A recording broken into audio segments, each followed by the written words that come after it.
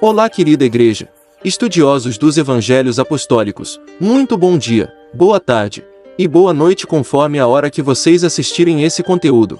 A todos a graça de Deus Pai em Cristo, e a paz do Senhor Jesus Cristo esteja transbordante entre os eleitos de Deus. Hoje estaremos trazendo a análise do segundo evangelho, o Evangelho de Marcos. Esse material que estamos disponibilizando tem o intuito de trazer uma introdução através da análise do Evangelho de Marcos. Aproveite bem esse material. Vamos à exposição desse conteúdo. O segundo evangelho é muito distinto quanto ao caráter. A personalidade de Pedro é refletida em quase todas as páginas. Semelhantemente a ele, é vivo em seus movimentos, ativo, impulsivo. Rapidez de ação é sua característica principal. As narrativas passam rapidamente de um acontecimento para outro. O Evangelho de Marcos tem sido muito bem chamado de filme do ministério de Jesus. Vivacidade de detalhes é outra característica notável. Embora Marcos seja o mais breve dos 4 evangelhos, frequentemente inclui detalhes vívidos que não podem ser encontrados nos relatos de Mateus e de Lucas sobre os mesmos acontecimentos. Considerável atenção é dada à aparência e aos gestos de Jesus. Uma terceira característica proeminente é a descrição pitoresca. No relato de Marcos sobre a distribuição de pão para os 5.000, ele nos diz que o povo se assentou em grupos, na relva verde.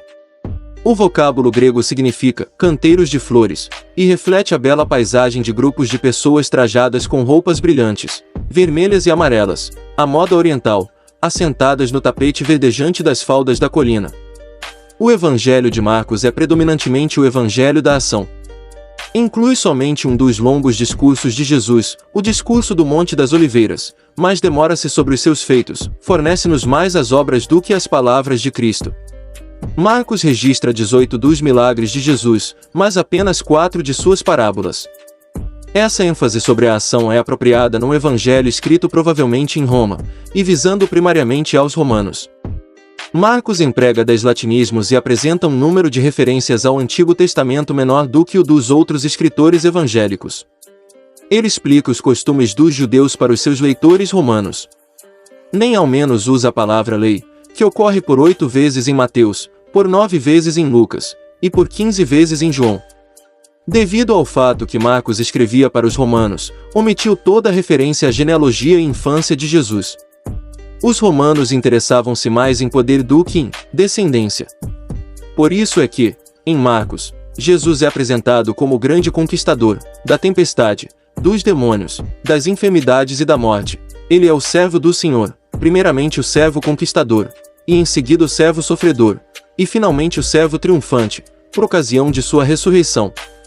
Embora o Evangelho de Marcos seja primariamente histórico, também recebe forte coloração teológica.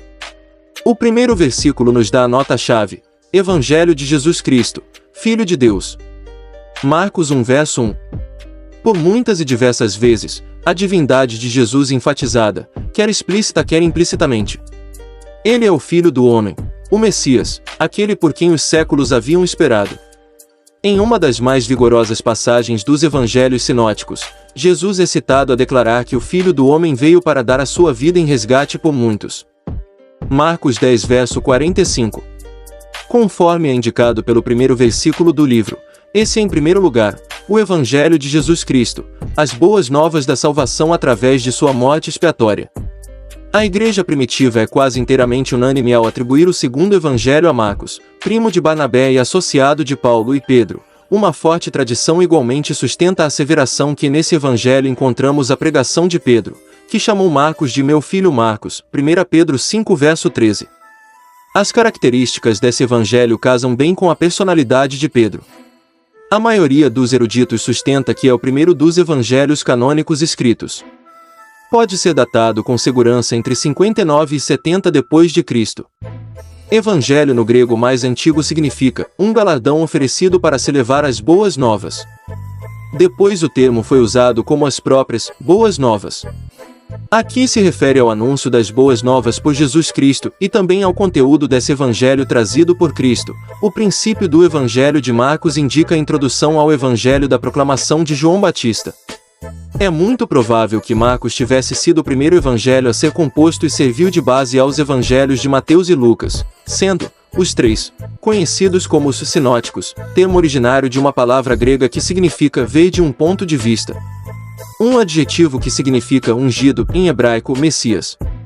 No Antigo Testamento, os reis, os sacerdotes e os profetas foram ungidos, confirmando simbolicamente sua escolha por Deus. O Filho de Deus, ainda que tenha um sentido mais amplo, no Novo Testamento, este termo, aplicado a Jesus, salienta sua deidade. Salmo 2 verso 7, João 10 verso 38 e Hebreus 1 verso 2. Os conceitos inerentes ao título são: 1. Jesus é profetizado no Antigo Testamento. 2. Ele é pré-existente e divino. 3. Tem uma relação ímpar com Deus Pai sem ser gerado no sentido humano. E 4. Jesus é o Messias, o servo de Jeová, plenamente identificado com o povo eleito. Consequentemente, ele foi capaz de cumprir sua missão salvadora. Marcos 10 verso 45. Está escrito. Normalmente, esta frase introduz citações do Antigo Testamento. Fica claro, no contexto, que o Jeová do Antigo Testamento é identificado com Jesus Cristo no Novo Testamento. Romanos 10 verso 13. Marcos 1 verso 4. João, de forma simplificada, de Johanan, dom de Jeová. Era parente de Jesus, uma vez que suas mães eram primas. Lucas 1 verso 36. Seu ministério começou proclamando a vinda iminente do Messias e seu reino. João proclamou a urgência do arrependimento devido à aproximação dele. Gafanhotos e mel são alimentos naturais de áreas não habitadas. Levítico 11 verso 22. O Espírito. João batiza apenas com água, simbolizando a lavagem dos pecados renunciados, mas Cristo dará o dom do Espírito Santo, é com ele a filiação adotiva de Deus. João 3 versos 3 e 5. Deve-se notar a diferença entre o batismo de João e o batismo cristão, pois este último contém um simbolismo de identificação com a morte e a ressurreição de Cristo. Os judeus também batizavam prosélitos, convertidos ao judaísmo. Os essênios, seita que compôs os rolos do Mar Morto, batizavam os judeus que ingressavam na sua fraternidade. João trata todos os judeus como necessitados de arrependimento. Joséfo relata sobre a profunda influência que João exercia sobre o povo em geral. Para se identificar com os pecadores que buscavam o perdão de Deus, 2 Coríntios 5 verso 21, para publicamente confirmar e anunciar seu ministério, para ser apontado por João como Messias, João 1 verso 53, e ficar cheio do Espírito, Lucas 3 verso 22. Como pomba. Gênesis 1 verso 2. As palavras por Deus pronunciadas lembram Isaías 42 verso 1, Gênesis 22 verso 2, Salmo 2 verso 7, e Mateus 12 verso 18. Impeliu. Esta palavra forte entende-se pelo fato de tudo indicar que o autor, Marcos, ao compor seu evangelho, tinha em mira a instrução de novos convertidos na fé. Como Cristo, eles devem prever que o batismo dará início a um período de provação. A vocação do evangelista implica, no discipulado, em ser treinado por Cristo, esforçar-se para ganhar homens, pôr os interesses seculares em segundo plano. Arrependei-vos. O significado em português seria ser penitente de novo, traduz bem a palavra grega, metanoel, mudar de mentalidade ou pensamento. Reflete a frequente palavra bshub, que 120 vezes no Antigo Testamento tem a conotação espiritual de voltar a Deus.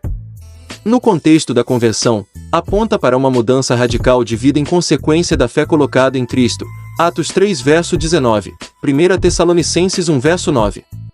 Como todos devem nascer de novo, João 3 verso 3, João conclama todos a se arrependerem e selarem essa mudança no batismo, ou então, encarar o julgamento pelo fogo que Cristo trará. Mateus 3 verso 11 e Lucas 3 verso 16. Jesus escolheu Cafarnaum como quartel-geral para seu ministério após a sua rejeição em Nazaré. Lucas 4 versos 16 a 31. Cafarnaum era um centro de comércio e distribuição de peixes. Com um centurião e uma coletaria de impostos, Mateus 9 verso 9, não deixava de ter sua importância para os romanos. Marcos 1 verso 29, a casa do Simão. Segundo uma tradição muito antiga, Marcos nos fornece um relatório da pregação e memórias de Pedro. Marcos 1 versos 29 a 31, e versos 40 a 45. Milagres de cura. Ainda que Jesus tinha duas naturezas, a divina e a humana, o plano de Deus na encarnação era que ele fosse verdadeiro homem. Romanos 8 verso 3. E Filipenses 2 versos 5 a 8. A ênfase de Marcos sobre a humanidade de Jesus é característica. Note-se que Jesus se indignou. Marcos 3 verso 5, 10-14. Ficou condoído. 3 verso 5. Dormiu. 4 verso 38. Suspirou. 7 verso 34. Gemeu. 8 verso 12. Admira-se diante da incredulidade. 6 verso 6. Compadeceu-se. 6 verso 34. Amou a um jovem. 10 verso 21. Foi tomado de pavor e de angústia. 14 verso 33. E desconhece o dia de sua volta. 13 verso 32. Por outro lado, Marcos mostra que Jesus é, também, divino. Assim, os demônios reconhecem-no como dotado de poder sobrenatural e destruidor deles. 1 versos 24 e 34, 3 verso 11 e 5 verso 7. Suas obras deveriam convencer os mais endurecidos incrédulos. 2 verso 12, 4 verso 41 e 7 verso 37. Ele pode penetrar os segredos do coração humano. Marcos 2 verso 8. É Senhor do sábado. 2 verso 28. E pode perdoar pecados. Marcos 2 verso 10. Quando foi indagado pelo sumo sacerdote, declarou que era o Cristo, o Filho de Deus. Marcos 14 verso 62. Ressuscitado, será exaltado à direita de Deus. Jesus não quer o testemunho dos demônios. Marcos 1 verso 25 e 3 verso 12. Marcos 1 versos 35 e 36. Madrugando, Marcos usa para designar a última vigília da noite, das 3 às 6 horas. Jesus reage diante da grande popularidade, buscando horas tranquilas para a comunhão com o Pai. Pedro, evidentemente, acha que a ação é mais importante que a meditação e oração. Muitos, hoje, infelizmente seguem esta linha de pensamento. Marcos 1 verso 37. Todos te buscam. O grande interesse em Jesus é provocado pelos milagres. A preocupação de Jesus é proclamar o Evangelho. Marcos 1 verso 15. Marcos 1 versos 39, 44 e 45. Aqui se relata, em geral, a primeira viagem pela Galileia com os 4 discípulos. Jesus deu mais 2 voltas pela Galileia. Marcos 6 versos 1 a 7 e 23, e Marcos 9 versos 33 a 50. Marcos 1 verso 40. A lepra, segundo o vernáculo original, encerrava várias doenças da pele. Não é a doença hoje chamada hanseníase, porque não se citam sintomas dela. Porque implicou na imundícia, Levítico 13 verso 45, era natural que se tornasse um símbolo de pecado. A lepra e o pecado são repugnantes, espalham-se, são incuráveis. Fora da operação graciosa de Deus, Cristo é a única solução para a lepra do pecado da humanidade. Enfim, essa foi a análise do Evangelho de Marcos.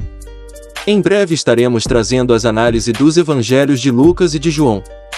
Esse foi mais um maravilhoso material, que foi analisado cuidadosamente, e convertido de texto para áudio-vídeo, e disponibilizado totalmente grátis pelo canal Teologia Reformada Alcemir Júnior. Porém, só o que pedimos é que inscreva-se no canal.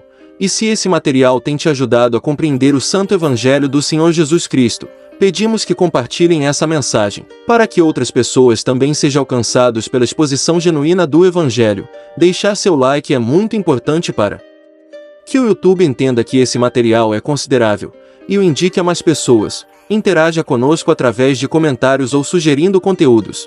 Também nos ajudará bastante.